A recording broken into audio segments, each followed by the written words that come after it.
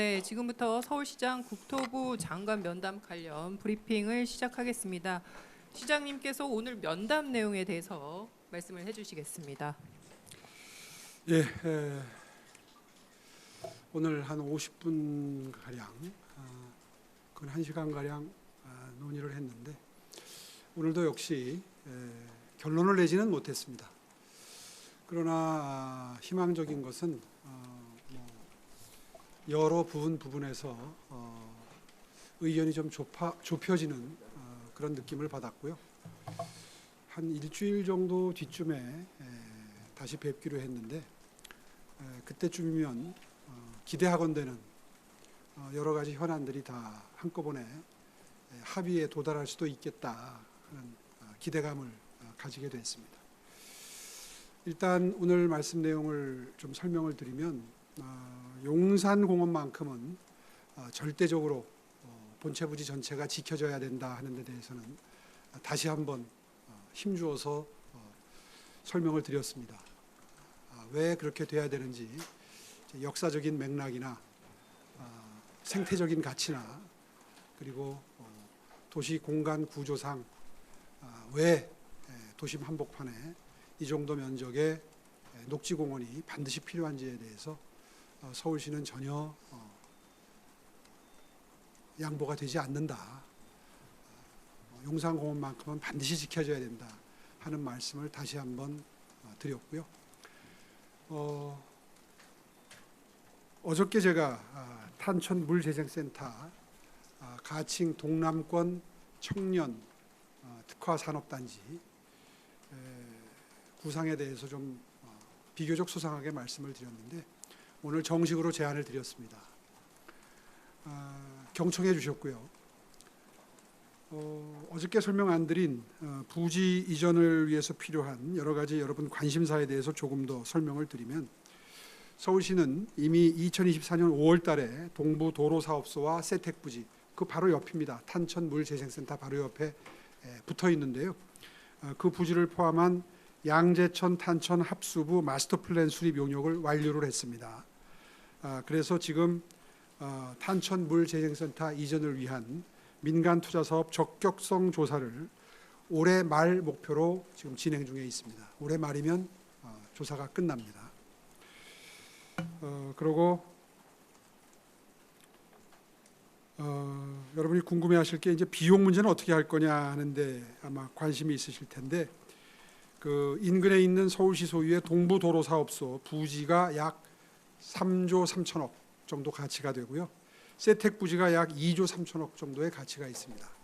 이걸 매각하게 되면 약 5조 5천억 정도의 재원이 마련이 되기 때문에 이것을 가지고 거기를 피지컬 AI 특화단지도 만들고 청년 주거 위주의 청년 주택 단지도 만들 수 있는 게 가능해집니다. 거기에 이제 민자가 들어오게 되면 마중물이 한 5천억 정도 들어가는데 이 이전 비용이 5천억 정도 들어가는데 서울시가 마중물을 넣게 되면 민간 투자가 들어와서 주택을 건설하게 되고 그렇게 되면 여기가 청년 주택이 주가 되는 주거단지가 동남권에 새롭게 탄생하게 되는 겁니다. 이 계획에 대해서 오늘 심도 있게 말씀을 드렸고 검토를 해보시겠다는 말씀을 들었습니다. 저로서는 희망컨대는 용산공원에 대한 정부의 제안은 철회되고 이 동남권 청년 특화 산업단지가 대안으로 채택이 돼서 논의가 진전되기를 바라고 있습니다. 이 외에도 저희가 몇 가지 국토부에 요청드린 사항들이 있습니다. 이미 다 설명드렸었습니다. 그런 사안들에 대해서도 상당히 전향적인 검토가 가능할 것 같습니다. 그렇게 되면 여러 가지 함께 논의했던 사안들이 일괄해서 진도가 나갈 수 있지 않을까 이렇게 기대합니다. 전반적인 오늘 논의의 줄거리를 말씀을 드렸습니다. 궁금한 거 있으면 질문 받겠습니다. 네, 그 기자단 질의응답 시간 갖겠습니다. 질문하실 기자님 손 들어주시기 바랍니다. 이투데이 이난희 기자님. 시대 이난희입니다. 그 희망적인 것은 뭐 여러 부분에서 의견이 좁혀진 느낌을 받았다고 말씀을 하셨는데요. 구체적으로 좀 어떤 걸 말씀하시는 건지 설명을 부탁드립니다. 이제 그런 걸 다 일일이 구체적으로 설명드리게 되면 뭐 오해도 생기게 될 수 있고 국토부 쪽에서도 좀 곤란해 하실 부분도 있어 보여서 제가 소상하게 말씀드리지 못하는 건 좀 이해해 주시기 바랍니다. 다만 큰 틀에서의 원칙은 제가 지금 말씀드린 건 정확하게 확인할 수 있습니다. 용산공원은 어떤 경우에도 지켜야 된다. 본체 부지 전체가 지켜져야 된다. 이 부분에 대해서만큼은 분명히 했고요. 그게 아니라면 다른 국토부의 제안들은 최대한 융통성 있게 검토하겠다는 게 저희의 입장이고 국토부 역시 오늘 끝까지 용산에 대해서 완전히 제 입장에 동의한 건 아니시기 때문에 한 일주일 정도 지켜보면서 국토부의 입장이 어떻게 바뀌는지 지켜봐야 될 부분이 많습니다. 그래서 추가로 구체적인 협상 내용에 대해서 보고드리는 건 일주일만 기다려 주십시오. 네, 다음으로 질문하실 기자님, 저 서울경제의 정혜진 기자님. 예, 서울경제 정혜진 기자입니다. 어제 시장님께서 탄천 물재생 부지에 대해서 이제 언급을 하시고 나서 꽤 구체적인 플랜이 나왔는데요. 그쪽 일대의 또 주민들 같은 경우는 지금도 좀 악취가 심한데 여기에 이제 주택 공급을 하려면은 좀 어떻게 하느냐부터 시작해서 임대주택 비율이 이미 높다 이런 의견들 이미 시장님도 청취하셨을 것 같은데 이것에 대해서는 좀 어떻게 대안을 좀 마련하고 계신지 궁금합니다. 그 물재생센터가 지금 존재하는 그 부지 인근에 뭐 악취라고까지야 그 냄새가 좀 나긴 납니다. 그런데 옮기는 걸 전제로 한 협상이거든요. 그러니까 그건 걱정 자체가 논리적으로 맞지 않는 걱정이죠. 현재 그 근처에 사시는 분들은 옮겨가면 오히려 더 아마 바람직한 주거 환경이 되는 거 아니겠습니까? 네. 다음 질문하실 분, 네, SBS 윤나라 기자님. 예, 시장님 안녕하세요. 저 SBS 윤나라 기자입니다. 질문 두 가지 드리고 싶은데요. 그 탄천 부지 관련해서 민주당에서는 좀 비판하는 입장이 나왔습니다.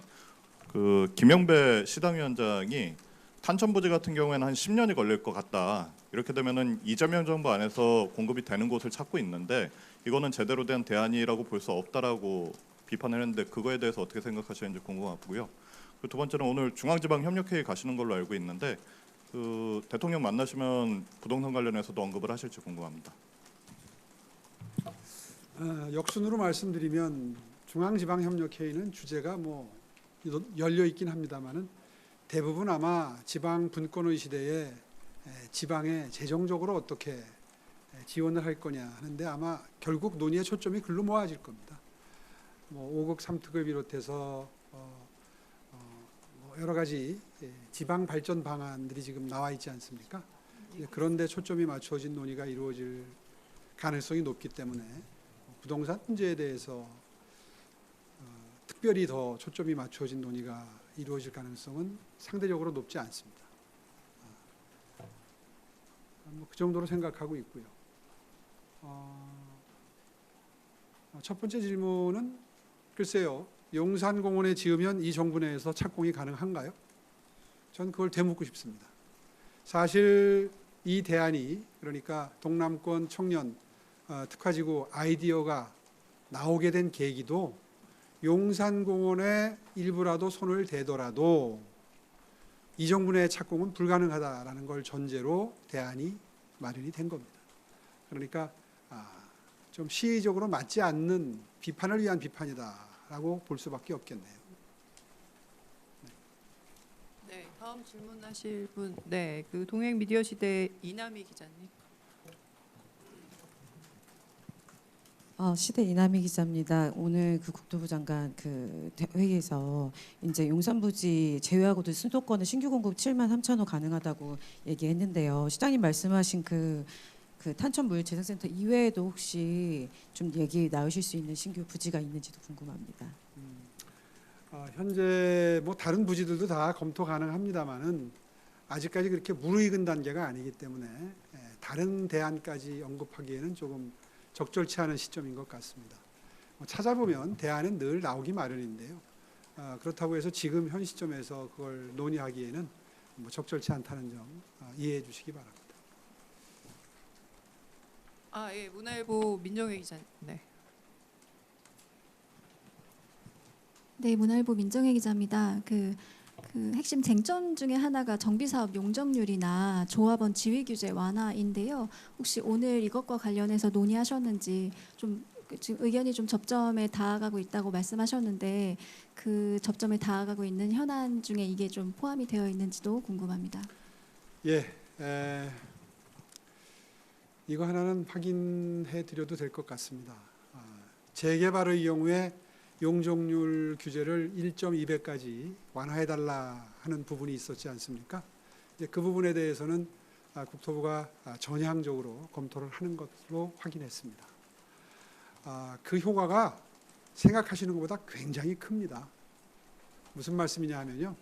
지금 아시다시피 저희 지금 확정돼 있는 구역 지정 확정돼 있고 조합 결성돼 있고 지금 진도 나가고 있는 재개발 재건축 정비 사업장 중에 재개발에 대해서 1.2배로 그 용적률을 더 높여 주게 되면 순증 물량이 더 늘어납니다. 다시 말해서 2031년까지 31만 가구 착공이 가능하다는 게 서울시의 계획이지 않습니까?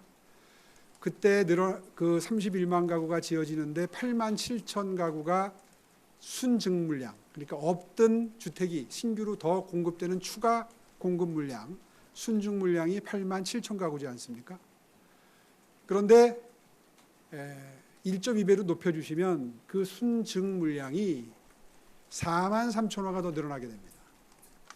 8만 7천 더하기 4만 3천을 하면 몇 호가 되나요?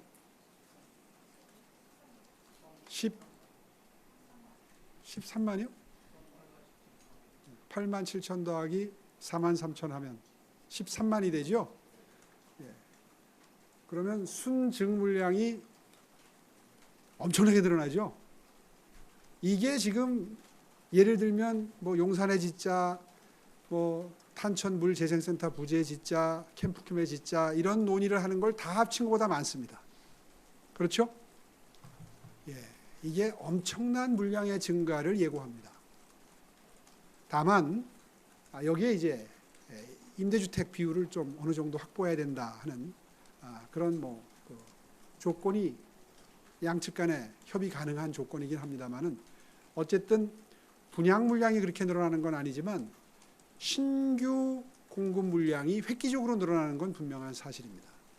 이거는 이번에 서울시와 국토부의 계속되는 협상 중에서 제가 보기에는 가장 실효성 있고 이 정권 내에 가시적인 성과로 이어질 수 있는 착공 물량으로 기록될 가능성이 매우 높습니다.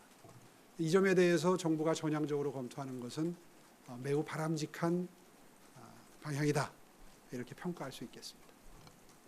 혹시 다음으로 더 하실 분 있으신가요? 네, 이 정도 설명드렸으면 뭐 다 어느 정도 된 것 같습니다. 네. 그러면 더 없으시면 이것으로 마치도록 하겠습니다. 감사합니다. 네, 고맙습니다.